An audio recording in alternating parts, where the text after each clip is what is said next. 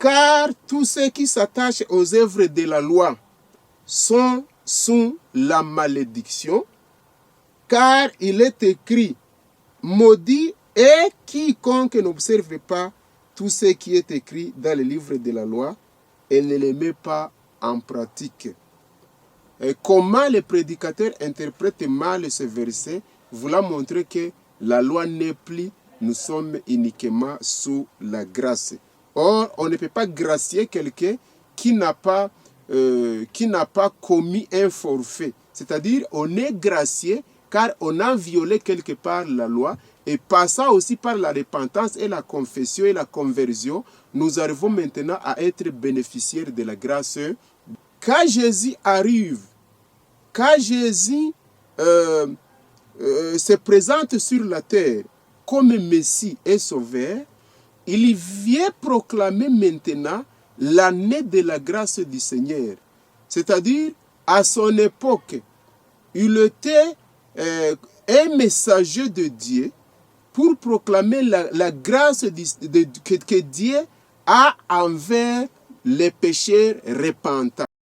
Oh brother, be faithful, soon Jesus will come, for whom we have waited so long. Oh, soon we shall enter our glorious home and join in the conqueror's song. Bien-aimés dans le Seigneur, nous sommes heureux d'être avec vous dans notre enseignement de ce moment. Vous êtes avec Hamouli, Jean de Dieu, mais avant que je puisse continuer pour entrer dans notre enseignement, je vais d'abord prier pour que le Seigneur puisse nous bénir. Prions. Éternel notre Dieu, notre Père compatissant, nous te sommes grandement reconnaissants par ton amour et ta grâce que tu nous donnes chaque jour, tu ne cesses de manifester, Seigneur Dieu, ta volonté de nous pardonner, de nous enseigner, de nous exhorter par ta parole. Voilà que pour ce moment, nous te demandons tout d'abord le pardon de nos péchés. Nous te demandons l'onction du Saint-Esprit. Nous te demandons, Seigneur, de nous bénir par tes enseignements. Sois avec nous du début jusqu'à la fin. Ainsi, nous te prions au nom de Jésus-Christ. Amen. Nous avons un sujet que nous avons préparé pour nous tous à l'intérêt de notre vie, à l'intérêt de notre chrétienté, pour que nous puissions être bénis et aussi enrichis par les enseignements de la Bible. Notre sujet sera intitulé « Les 3 vocables de la Bible mal interprétés ». Je dis bien « Les 3 vocables de la Bible mal interprétés ». Le premier vocable qui est mal interprété se trouve dans Jean chapitre 1er au verset 17. Il est écrit « Car la loi a été donnée par Moïse, la grâce et la vérité sont venues par Jésus-Christ. » La Bible nous dit ceci, la loi a été donnée par Moïse et la vérité nous est venue par Jésus-Christ. Lorsque certains serviteurs de Dieu enseignent sur ce point, ils interprètent en voulant montrer que, vu que la loi a été donnée par Moïse, elle n'existe plus quand Jésus se présente sur la terre. Donc, au commencement de l'évangile, la loi n'existe plus car nous sommes au tas de la grâce et de la vérité qui nous a été donnée par notre Seigneur Jésus-Christ. Cette interprétation est fausse. Et cette interprétation n'est pas en réalité avec la Bible. Pourquoi je dis cela? C'est parce que la loi et la grâce, elles sont des choses inséparables. Elles sont des vérités indissociables. Donc, elles existent ensemble dans le plan de Dieu pour sauver l'humanité. Je vais vous dire deux choses ici. D'abord, en interprétant la loi qui nous est venue par Moïse, et aussi en interprétant la grâce qui nous est parvenue par notre Seigneur Jésus-Christ. En commençant par la loi, dans Exode chapitre 24, au premier verset jusqu'au 3e, il est écrit dans la parole de Dieu, Dieu dit à Moïse, monte vers l'Éternel, toi et Aaron, Nadab et Abihu, et 70 des anciens d'Israël, et vous vous prosternerez de louer. Il est écrit, Moïse s'approcha seul de l'Éternel, les autres ne s'approchèrent pas, et le peuple ne montera point avec lui. Moïse vint rapporter au peuple toutes les paroles de l'Éternel et toutes les lois. Le peuple entier répondit d'une même voix, nous ferons tout ce que l'Éternel a dit. Au 3e verset, c'est ça le verset qui nous intéresse beaucoup dans notre sujet, où il est dit que Moïse vint rapporter au peuple toutes les paroles de l'Éternel et toutes les lois. C'est-à-dire, nous qui sommes Israël d'une manière spirituelle, nous connaissions la loi. C'est à travers Moïse que Dieu a transmis ses commandements, ses lois, écrites sur les deux tables de pierre. Donc nous connaissons la loi, nous connaissons les commandements à travers Moïse. C'est pourquoi Jean nous dit que la loi nous est parvenue par Moïse.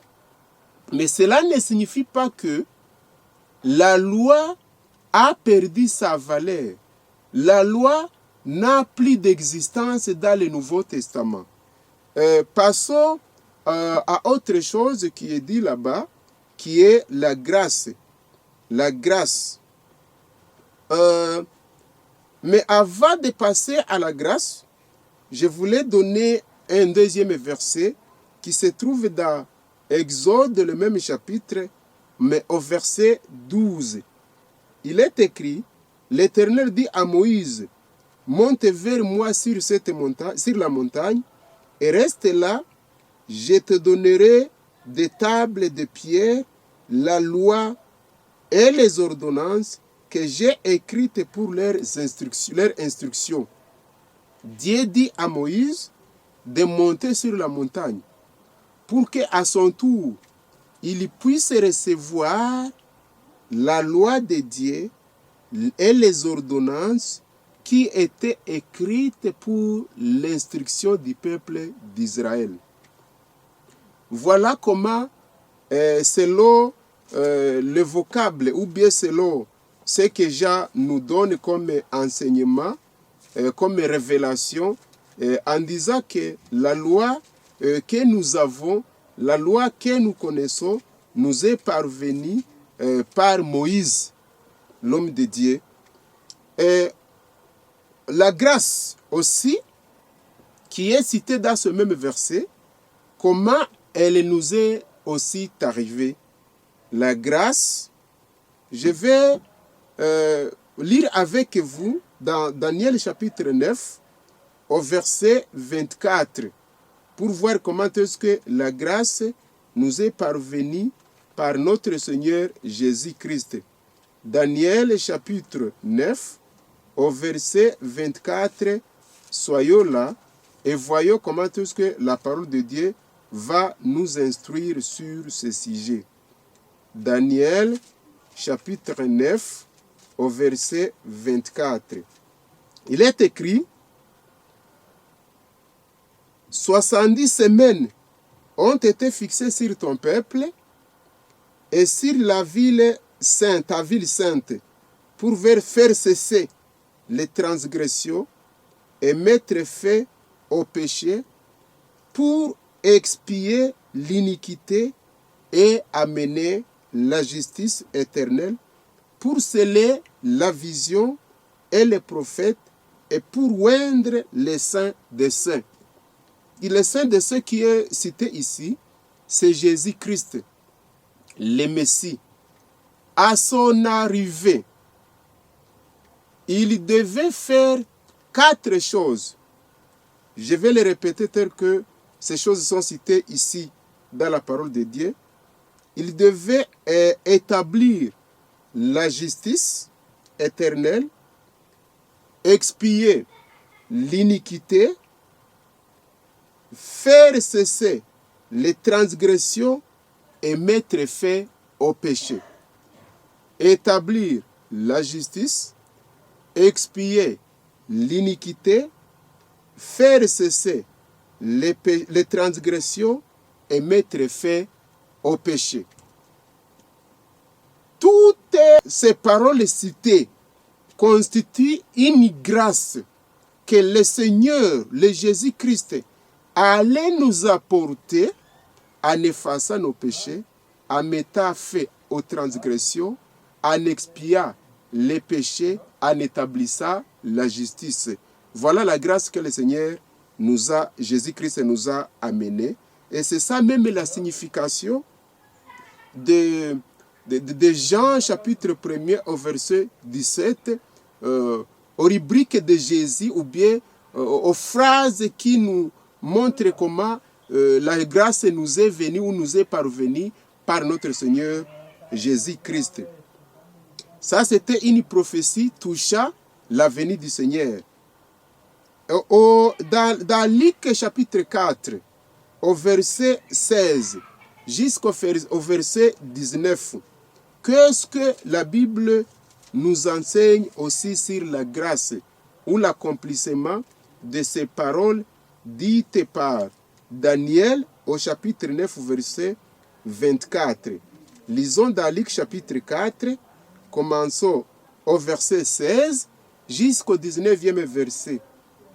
Il est écrit, il se rendit à Nazareth, où il avait été élevé, et selon sa coutume, il entra dans la synagogue le jour du sabbat.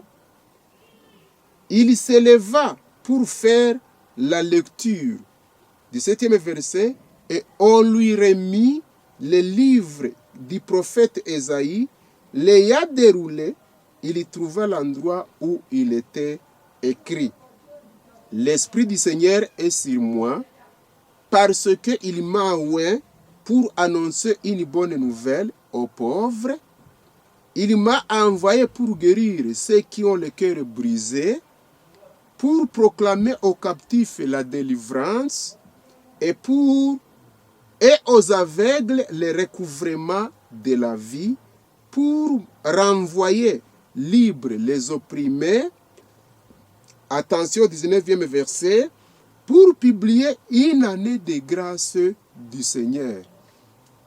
C'est-à-dire, quand Jésus arrive, quand Jésus se présente sur la terre comme Messie et Sauveur, il vient proclamer maintenant l'année de la grâce du Seigneur. C'est-à-dire, à son époque, il était un messager de Dieu pour proclamer la grâce que Dieu a envers les pécheurs repentants. Voilà pourquoi il est dit que Jésus, la grâce et la vérité nous est parvenue, ou bien nous est arrivée par Jésus-Christ. Ça, c'est le premier vocable qui est mal interprété par certains prédicateurs. Je l'avais dit à mon introduction, comment les prédicateurs interprètent mal ce verset, voulant montrer que la loi n'est plus, nous sommes uniquement sous la grâce. Or, on ne peut pas gracier quelqu'un qui n'a pas commis un forfait. C'est-à-dire, on est gracié car on a violé quelque part la loi, et passant aussi par la repentance et la confession et la conversion, nous arrivons maintenant à être bénéficiaires de la grâce de Dieu. Le deuxième vocable qui est mal interprété se trouve dans Galates chapitre 3 au verset 10 jusqu'au 13e verset.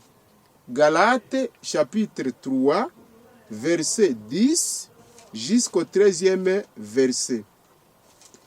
Il est écrit: car tous ceux qui s'attachent aux œuvres de la loi sont sous la malédiction, car il est écrit: maudit est quiconque n'observe pas tout ce qui est écrit dans le livre de la loi et ne le met pas en pratique. Que signifie ce vocable? Que signifie, comment pouvons-nous signifier ou bien expliquer les dires de l'Esprit ici, ou bien l'inspiration que l'Esprit Saint donne à l'apôtre Paul pour, à son tour, les donner aux Galates et à nous qui existons au dernier jour. Comment aussi les prédicateurs, certains prédicateurs, interprètent mal ces versets. Lorsque, en lisant qu'il est maudit toute personne, ou bien il est sous la malédiction, toute personne qui n'observe pas la loi ou qui ne respecte pas tout ce qui est écrit dans les livres de la loi, le Messie là, ou bien la personne en question est maudite. Qu'est-ce que cela signifie? Nous allons donner l'interprétation de la Bible.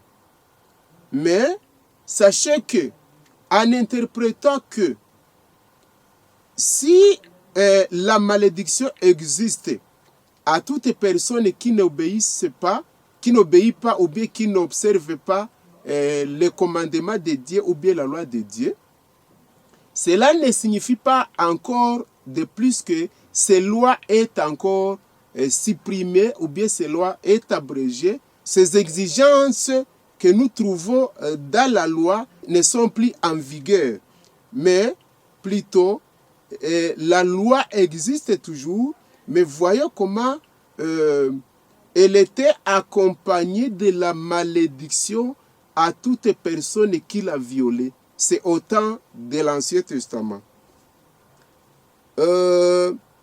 Voyons dans Deutéronome chapitre 27, verset 11 jusqu'au 26e verset. Qu'est-ce que nous lisons? Le titre affiché là-bas, bénédiction à prononcer sur le mot garizim et la malédiction à prononcer sur le mot ebal. Lorsque le peuple de Dieu, le peuple d'Israël, conduit par Moïse, allait arriver dans la terre promise, voilà comment la malédiction pouvait s'effectuer à ceux-là qui violaient le commandement de Dieu ou les ordonnances du Seigneur.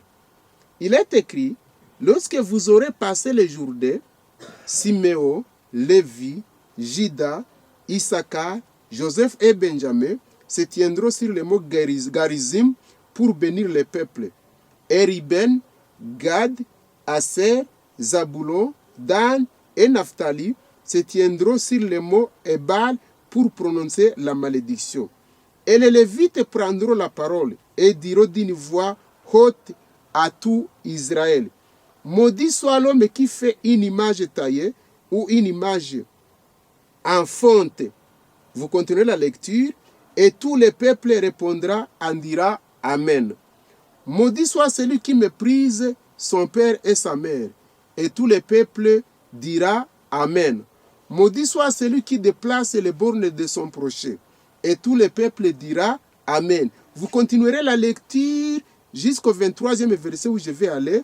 Il est écrit: maudit soit celui qui couche avec sa belle-mère, et tout le peuple dira Amen. Maudit soit celui qui frappe son prochain en secret, et tout le peuple dira Amen. Maudit soit celui qui reçoit un présent pour répandre le sang de l'innocent, et tout le peuple dira Amen. Maudit soit celui qui n'accomplit point les paroles de cette loi et qui ne les met point en pratique, et tout le peuple dira Amen.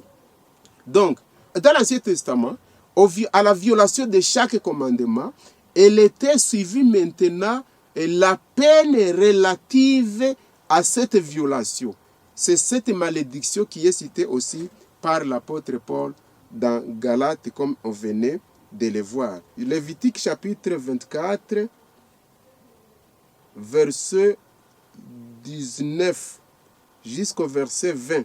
Il est écrit, si quelqu'un blesse son prochain, il lui sera fait comme il l'a fait.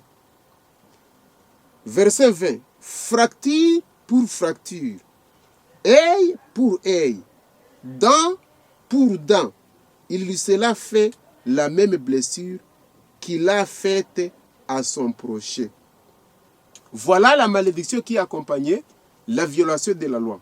Dent pour dent, œil pour œil, fracture pour fracture, os pour os. Donc, chaque péché est accompagné d'une punition ou bien d'une peine semblable au péché commis.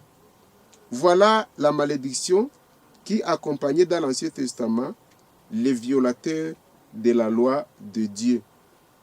Et maintenant, dans le Nouveau Testament, Jésus qui nous a apporté la grâce, le cas est contraire. Donc, c'est-à-dire, la malédiction de la violation de la loi de Dieu n'est pas immédiatement accompagnée à cette violation, mais plutôt, lorsque nous confessons nos péchés, nous bénéficions maintenant la grâce de Dieu ou la grâce de Jésus. 1 Corinthiens, chapitre 5, au verset 21, voyons comment la Bible nous dit. Chapitre 5, verset 21, il est écrit, celui qui n'a pas connu le péché, il l'a fait devenir péché pour nous, en fait que nous devenions à lui justice de Dieu. Les malédictions qui étaient la peine de salut qui avait violé la loi au temps de l'Ancien Testament a été maintenant déposée. Cette malédiction est déposée au-dessus de Jésus sur la croix pour porter la peine qui était la nôtre, en fait d'apparaître juste devant notre Dieu le Père, non pas par nos propres mérites, mais par les mérites de Jésus-Christ, notre Sauveur. Voilà pourquoi il est dit que Jésus, lorsque il allait naître sur la terre, il allait apparaître au temps du Nouveau Testament, de l'Évangile, il venait proclamer l'année de la grâce du Seigneur.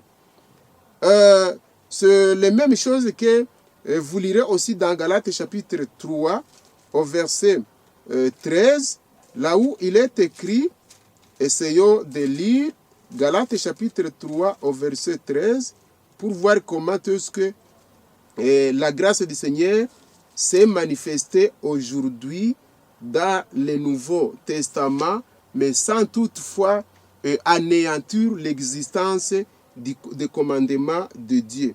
Il est écrit, Christ nous a rachetés de la malédiction de la loi, étant devenu malédiction pour nous, car il est écrit, maudit est quiconque est pendu au bois.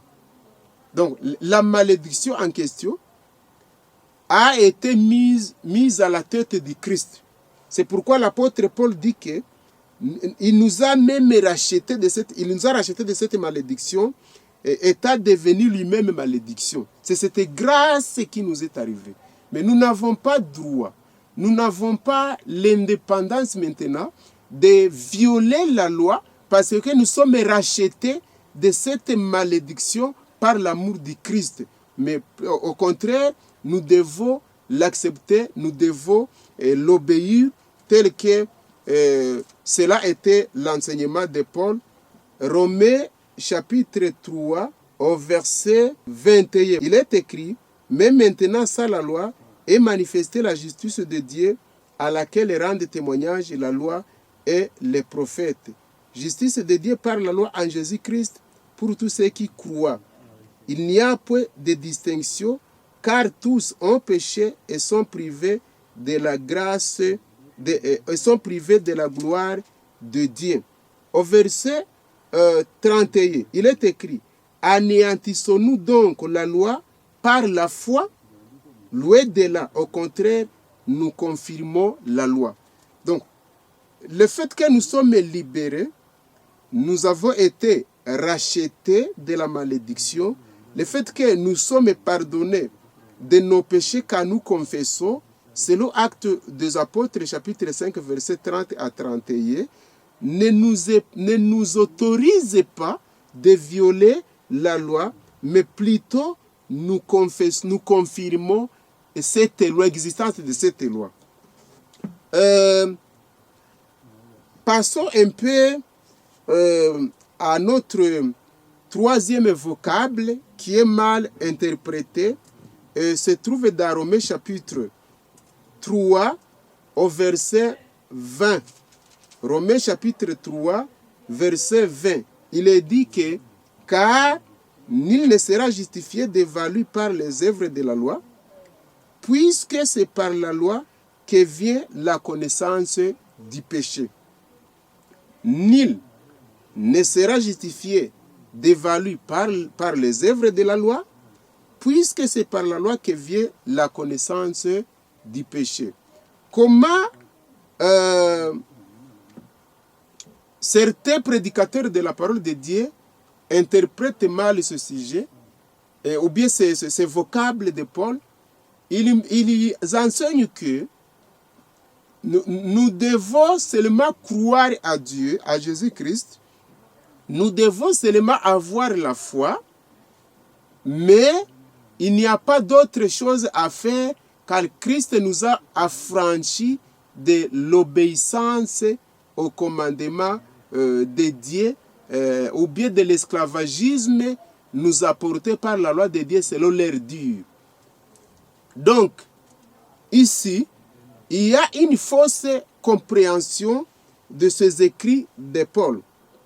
Comme selon la Bible, selon la parole de Dieu, personne n'est juste d'une manière intégrale devant la loi et la justice de Dieu. Nous lisons ça dans Ecclésiaste, chapitre 7, au verset 20, là où il est écrit que personne n'est juste sur la terre qui ne peut pas faire le péché, qui ne peut pas pécher. Il n'y a personne sur la terre qui peut faire la justice, ou bien qui peut faire, qui peut obéir à Dieu d'une manière juste, sans toutefois faire les péchés. Romains chapitre 8, verset 2. Comment maintenant nous parvenons à être justifiés devant Dieu une fois que nous sommes faibles, une fois que nous sommes incapables d'obéir à ses commandements? C'est par la grâce de Dieu.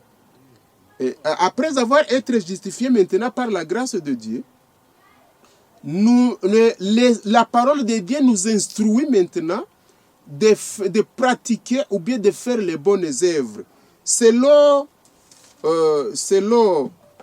Tite, chapitre 2, au verset 11, il est écrit que même si le salut s'est révélé, même si la grâce du Seigneur s'est révélée pour le salut de tout le monde, cette grâce nous enseigne, ou bien ce salut, nous enseigne à obéir et à nous séparer de toutes sortes d'injustices. Il est écrit, Tite, chapitre 2, verset 11. Il est écrit, car la grâce de Dieu, source de salut pour tous les hommes, a été manifestée. Elle nous enseigne à renoncer à l'impiété et aux convoitises mondaines et à vivre dans les siècles présents selon la sagesse, la justice et la piété. Donc, la grâce de Dieu qui est une source de salut pour tout le monde. C'est la volonté de Dieu que lui-même a conçue dans lui pour sauver la race humaine qui venait de violer ses commandements ou bien sa loi par les plans établis par Satan en voulant toujours détruire l'œuvre de Dieu. Ici, Dieu a conçu, avant même la création de la terre, le plan du salut ou le plan de la rédemption. Cette volonté de vouloir sauver l'homme déchu, c'est ça qui est appelé grâce. C'est cette grâce, c'est ce qu'on appelle le salut dans la parole de Dieu. C'est le salut, c'est la grâce qui est quelque part réservée aux croyants et aux non-croyants. Mais une fois, ces derniers se repentissent, acceptent l'évangile. Donc, c'est-à-dire, la grâce est réservée à tout le monde qui croiront à l'évangile et confesseront leurs péchés et se repentiront. C'est cette grâce-là qui est citée. Mais à cause de notre faiblesse, nous n'arrivons pas à obéir strictement au commandement de Dieu. Et cela ne signifie pas que la loi de Dieu est sans signification et n'est pas en vigueur.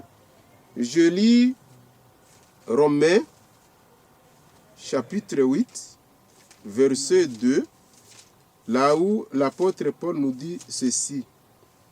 En effet, la loi de l'esprit de vie en Jésus-Christ m'a affranchi de la loi du péché et de la mort.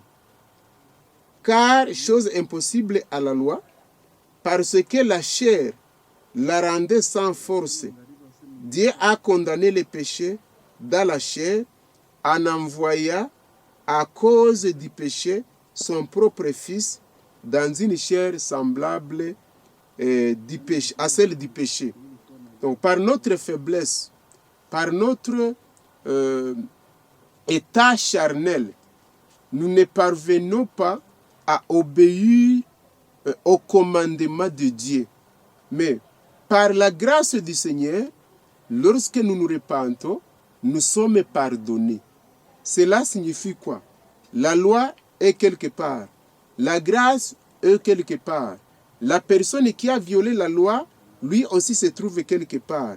En regardant à la justice complète de la loi de Dieu, la personne se trouve incapable d'obéir intégralement, généralement, aux exigences du commandement de l'Éternel.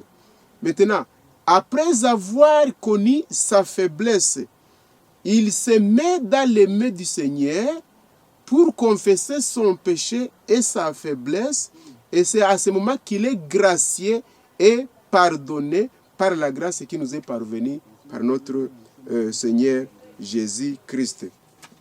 En conclusion, je vais dire que la loi est spirituelle. La loi nous amène à la vie, nous conduit à la vie. La loi est bonne. La loi nous révèle les péchés. La loi existe. Selon même Psaume chapitre 85, au verset 11, il y a des choses inséparables, comme je l'avais dit à mon introduction, où il est dit par le psalmiste que, Psaume 85, au verset 11, il est dit que la bonté et la fidélité se rencontrent. La justice et la paix s'embrassent. Donc, il y a la justice quelque part, il y a aussi la paix, les moyens que Dieu utilise pour se réconcilier avec l'homme.